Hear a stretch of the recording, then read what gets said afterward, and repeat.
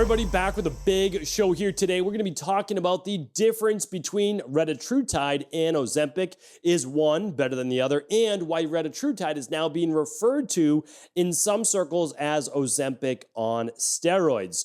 Both of them are GLP-1s. However, this new drug, Retatrutide, may hold far greater weight loss potential. I'm going to get to why that is in just a moment. But if you've never heard about GLP-1s before, well, you probably haven't been tuning into the news or social media lately because they are getting so much press. And that is because, based on the drug of choice, people are losing 21% or more of their body weight in often 12 months' time. So when you look at that, if you think about 20% just for easy math of all of your weight, if you weigh 200 pounds, you're going to lose 40 pounds. Now, many people lose more weight, some lose a little bit less. Oftentimes what they find is that the greater amount of weight you need to lose, the greater amount of weight you will lose. Now, here's another interesting fact, and I'm not going to go through that in this video here today. There are a lot of side effects, especially if you're using the full dose of these particular GLP-1s. Much of it is a third of the weight is potentially muscle loss and bone loss, leading to sarcopenia, osteopenia as people are getting older. That really does matter, especially if you're not going to stay on these drugs the rest of your life. The weight gain comes back on, and it comes back on as even additional fat because you've lost much of the muscle. Now, there are ways that we can mitigate this through strength training, eating more protein, etc., etc. That's not what today's video is. There are other side effects, again, that I'm not going to go deeper into that may affect the thyroid and eyesight, hair loss, and much, much more. But again, this video is Retatrutide really better than Ozempic? So let's get right down to it. So here's the thing. Retatrutide is not yet a FDA-approved drug. It is going through clinical trials right now, and it shows promise. And one of the reasons why it shows potentially more promise than Ozempic is that it is a triple agonist. What does that mean? Well, Ozempic and other GLP-1s, they work on GLP-1, right? So what is GLP-1? It helps with insulin control, no doubt about it, but a big thing that it does is appetite-based control. It may even help with certain addictions. We won't get into that here today, but people are seeing some potential fringe benefits from being on a GLP-1. Now, this helps when you are less hungry, the food moves through your stomach slower, right? You're better balancing your blood sugar. You have a tendency to lose weight, right? So that's a good thing. Now, the problem is, as we talked about before, we want that to be fat loss. We don't want it to just be weight in general, because if we lose muscle, we lose bone, that's really bad for future metabolism. Just ask any of the contestants from The Biggest Loser, right?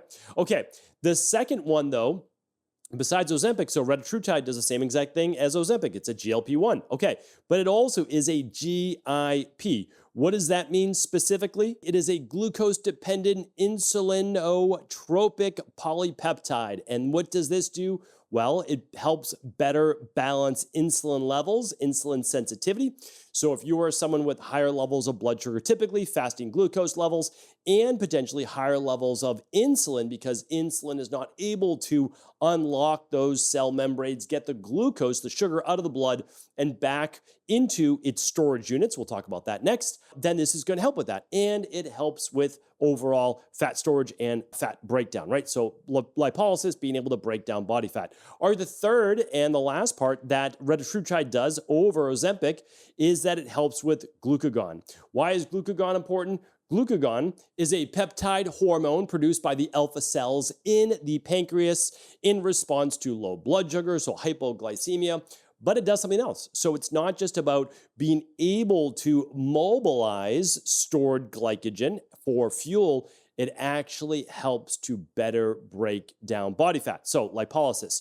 So the Retatrutide overall, on paper, it should be able to be far more effective than Ozempic, and that's obviously the goal. And initial clinical trials, it does actually seem to do that. So there's greater weight loss. I'll talk about that in just a moment.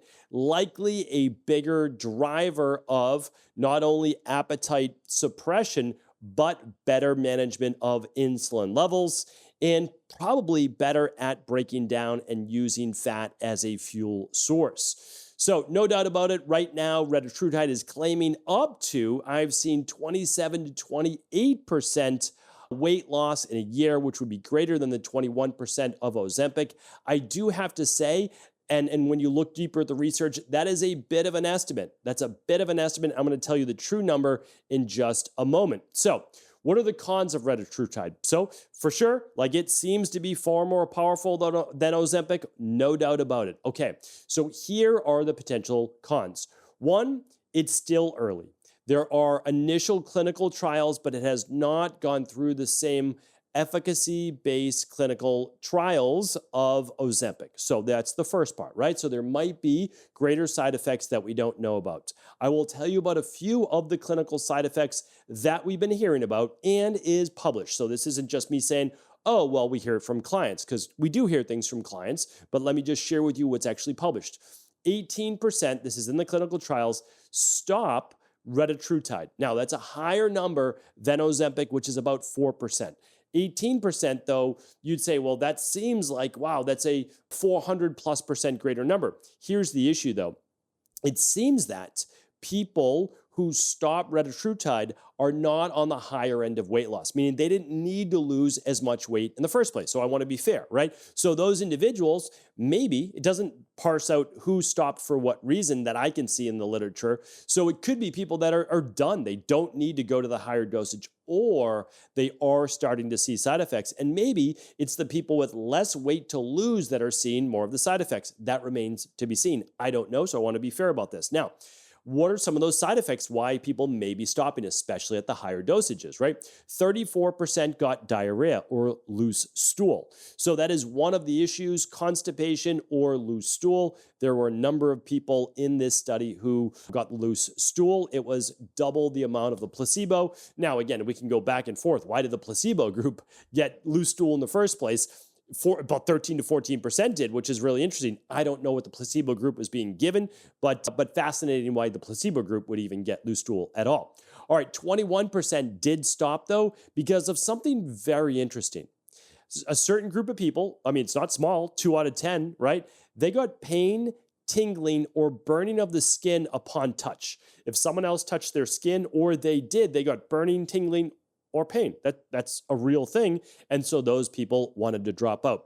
Now, there are also some writings in the literature about heart rate issues and heart rate rhythm patterns that may end up being a problem with retatrutide. Now, keep in mind, this is a triple agonist. It does 3 times the weight loss-based effects on the metabolism versus a GLP-1, which is a single agonist, right? So again, with more power might come more side effects, remains to be seen. That's why we do clinical trials. And I actually think that that's probably a safer way to do it, truthfully, rather than just putting it out there and experimenting on everyone. Some people are being experimented on, but we don't want everyone out there using that. Okay, so we're not going to talk too much about Ozempic. We know about Ozempic. It's approved and available. It's much more well-studied, predictable outcomes. It's been used now for quite a long time.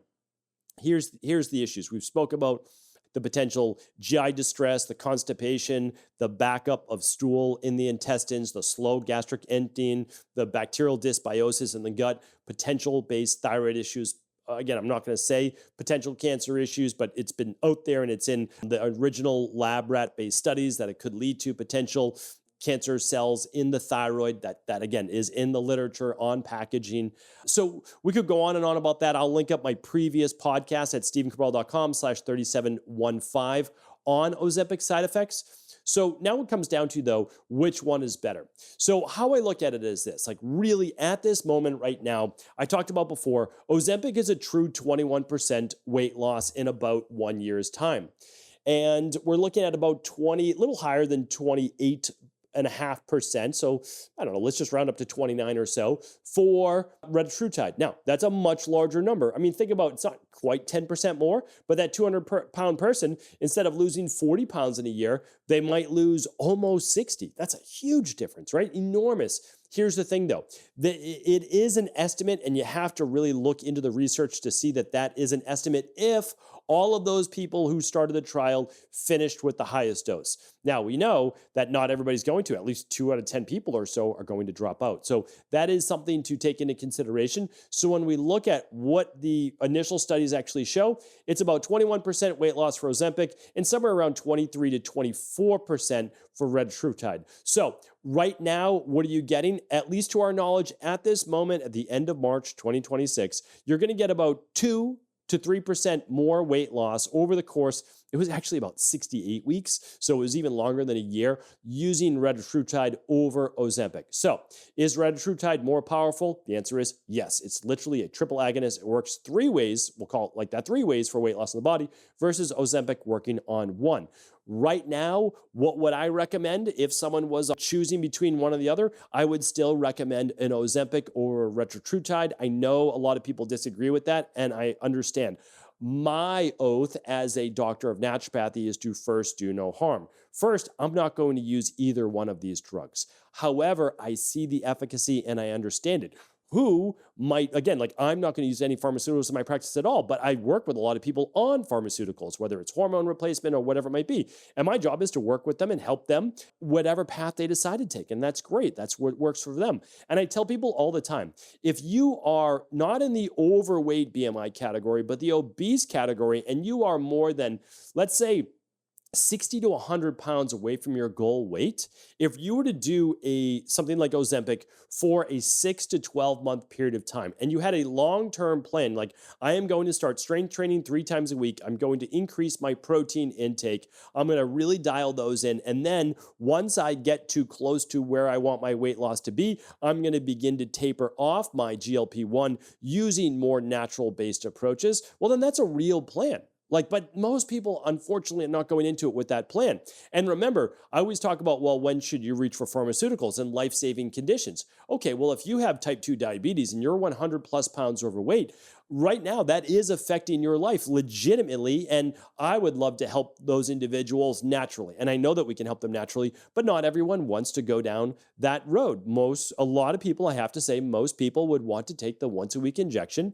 And the unfortunate thing is they're not being told by their doctor a third of that weight's going to be muscle and bone loss. So they're not even getting the strength training and or nutrition that their bodies need. So right now, if I had to close, I would say, let's wait for the clinical trials to close out. Let's make sure that there aren't actually heart-based issues that might be associated with this. I'm not saying that there are, truthfully, right now. Retatrutide does look like a stronger formula, no doubt about it. It is available, so people can get it. But if I was erring on the side of caution, even though there are side effects of Ozempic, that is probably what I would lead to at this moment in time.